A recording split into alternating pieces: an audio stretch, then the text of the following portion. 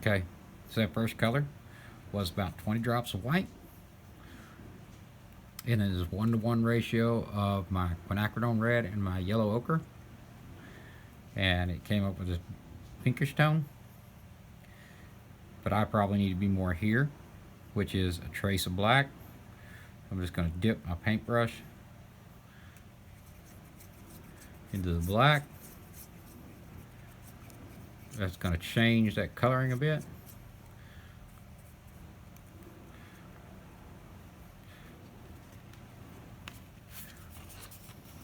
And we'll probably add some more white before it's all said and done too.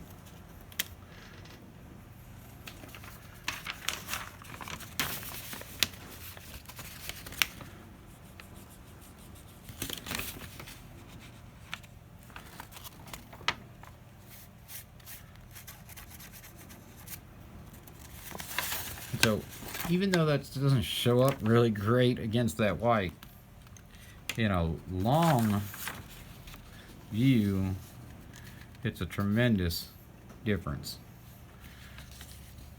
So let that dry for a moment. Put it in an isolation window. See, I can even put that isolation window there. See, it looks like, okay, we need to be a little darker. So I'm going to add a little bit of my color back to it. And add just a little bit more of that trace black.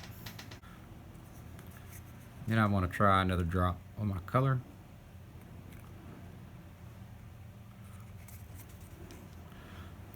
That's probably too far.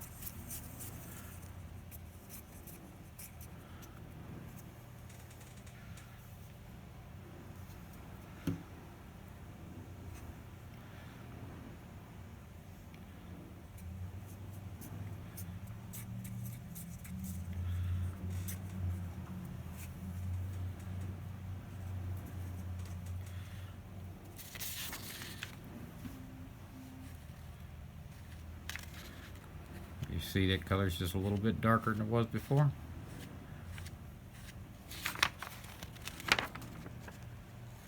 Very subtle tones make a huge difference. Right now that color's probably just about perfect for this shadow, but a little bit too much for this, so I'm going to save that color and get me another mixing cup. I put a little white in here, and I'm going to take about 1/4 of my mix, maybe a little less.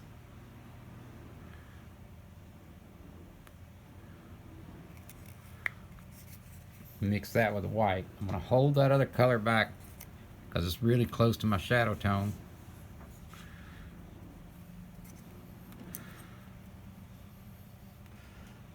Make sure I use a clean paintbrush. Dab out a little of this.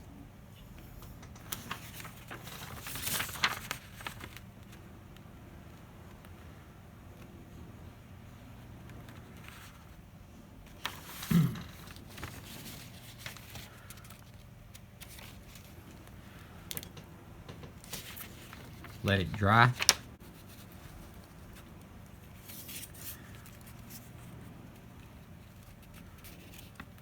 And as you can see, just a little bit too white, too light there. So I added some of my color to it, and I added just a little bit, tiny bit of that black to it. And looking at it, it's right about perfect in the value, but it needs, just looks like it needs a little bit more red.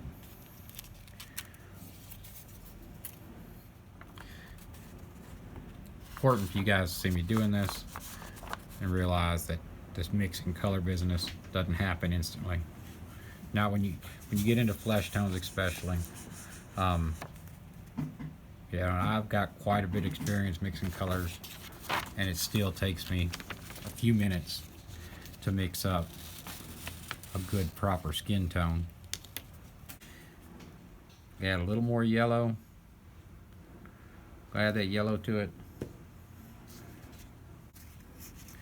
See where we're at? I can already tell you it's just a little bit dark. But I want to be doing some scratch and erasing. zoom you in here really. There's the color I'm working with. That's the color we're going to use for this base lighter section across the nose, across here, up in here. Now I'm going to work in my light areas, and like I'll have a little bit of this color underneath this eye, and see how it doesn't barely do much, but that little bit is significant. And we'll run that all the way up. We'll be doing some more work on them eyes under there, but we're going to run that up. We're going to run that off into the eyebrow. I've got the eyebrow marked.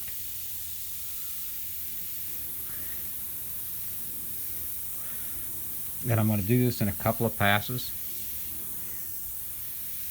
I don't want to go too far, because what we want to be able to do is put a little bit of texture in this.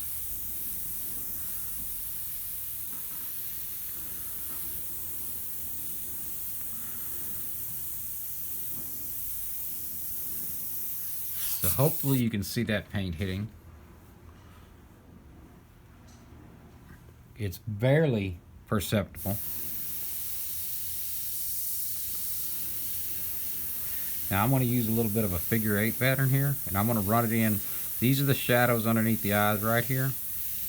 So I'll run into it a little bit, but not heavy, because I've got another color to be going over there.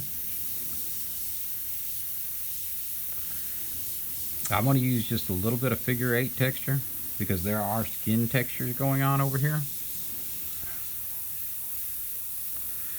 And I will run that out off into where my shadows are going to be.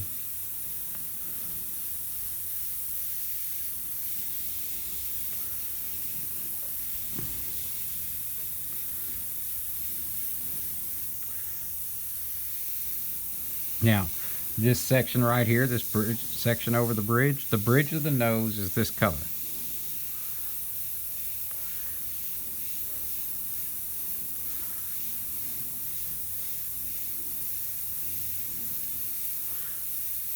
You should be able to start seeing this form up.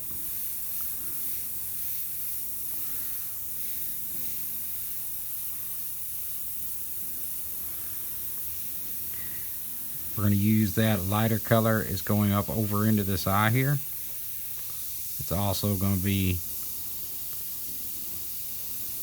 underneath. Probably be usable in that edge of the eyelid.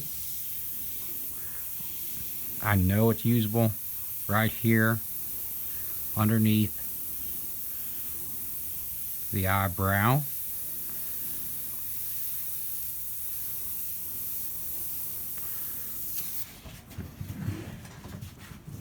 And the reason I will continue to work with this one color is because, well, as you know, color changing is a pain in the butt. So I will continue to work my color until I have color everywhere with the color that I'm using.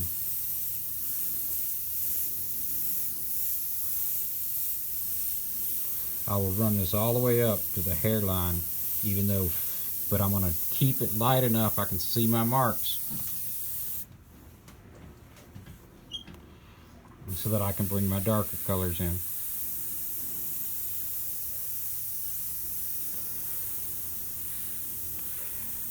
Up over the eyebrow, definitely get some. And I want to run it all the way up. And I could really honestly mix more colors in this.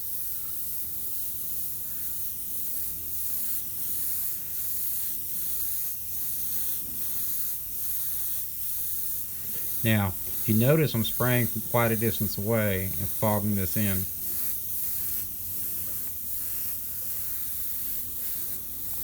I don't want a perfectly smooth surface. This is skin. Skin is not perfectly smooth.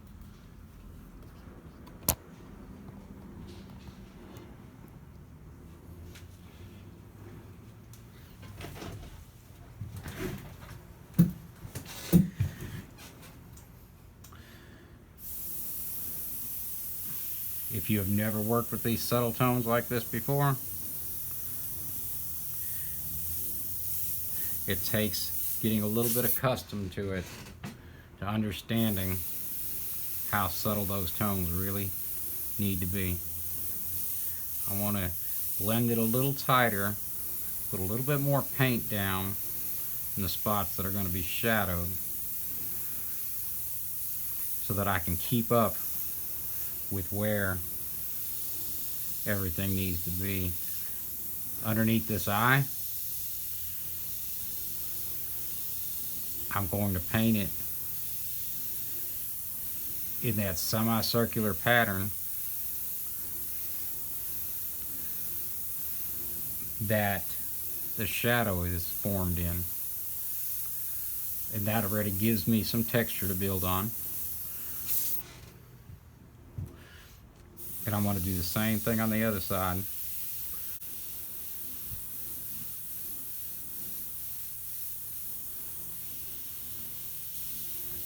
This is why I don't like to put my eyelashes and eyebrows in, because as I put this color over the top of it, it'll cause a bunch of shifting, and then I would have to go ahead and correct them anyway.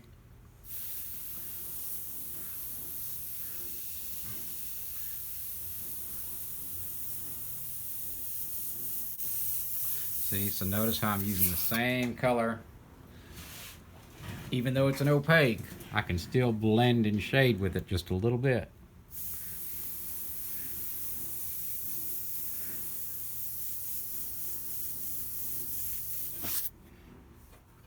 Now I've got my reference where I could pay close attention to it, and I'm going to start bringing in a little bit of texture. So I will just do some gentle erasing.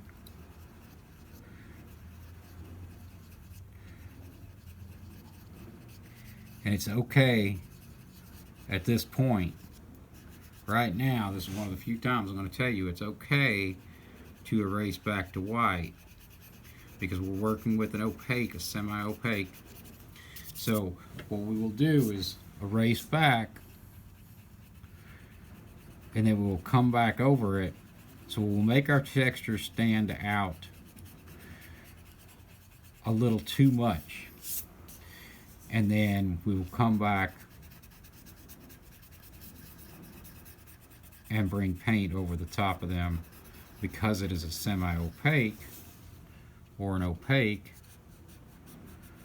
it will mostly cover them and leave you some really, really subtle tones behind.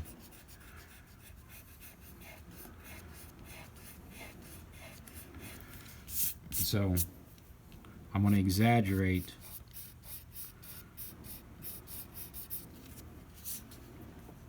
the skin here. I'm just going to come back and scribble in like in figure 8 motions with my eraser.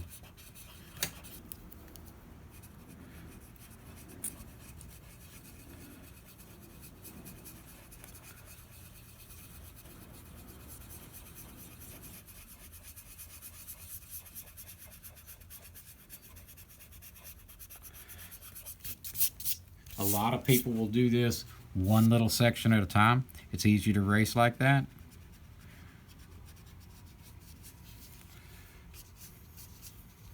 The longer the paint sits, the harder it is to erase. The thicker the film, the harder it is to control how you erase. That's important to keep in note. If you lay a bunch of paint in there really fast, lay a thick layer of paint, and you try to erase, what will happen is it won't erase softly like this, and it will try to immediately go back to white. And in this particular case, we could get away with that because we're running that opaque, but you know, why have anything you have to fix?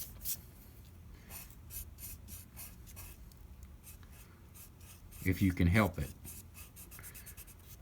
You never want to make any more work for yourself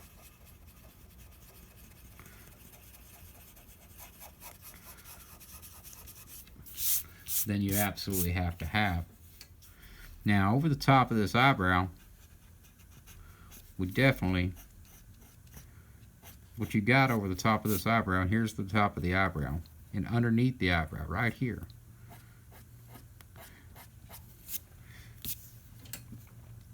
you have some fine baby hairs that women have. So we're going to pull them back to white, and we'll probably have to hit them again, because what we're going to do is, you know, touch up spots that need a little bit of paint on them, and we may kill that texture back more than we want to. Now, I've run paint over my eyebrow location, so when I put my eyebrows on top of it, whatever I leave out with my lines for my eyebrows, it will show that skin color underneath.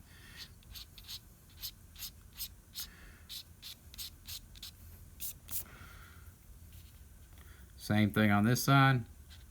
I have these little fine baby hairs, and I could wait and pull them out last, and I'll have to do it in some places because like this color here will get really dark next to the hairline.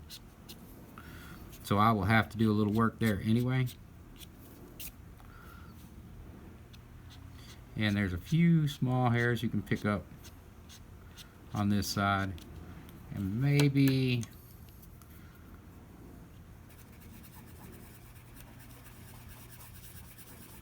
a little highlight right there.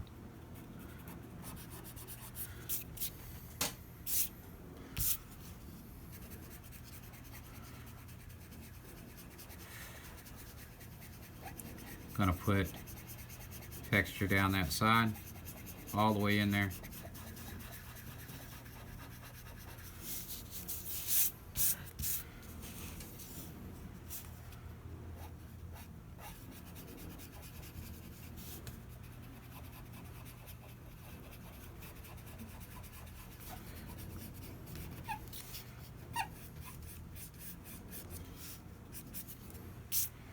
Layers, gentlemen, ladies and gentlemen, layers. Layers are important. I'll start to pull in.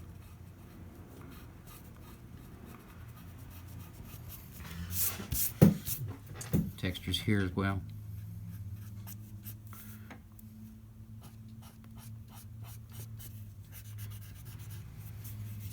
What I don't want to do is get lost on where my eyebrows need to be and make sure I get my eyebrows in the right place.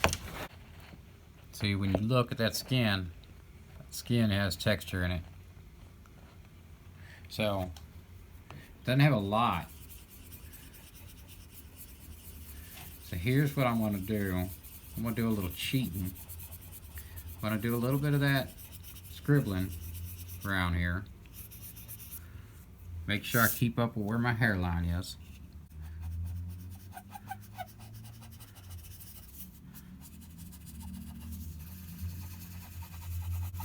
See, I let that paint dry for a while, and now it's pretty stuck, especially since I'm using TerraSlate. TerraSlate holds paint really, really well. I could still scratch it back. It's not really a big issue. Just want to be real careful not to scratch it back too much. If you were using Yupo, this would be way too fast. I'd be on it.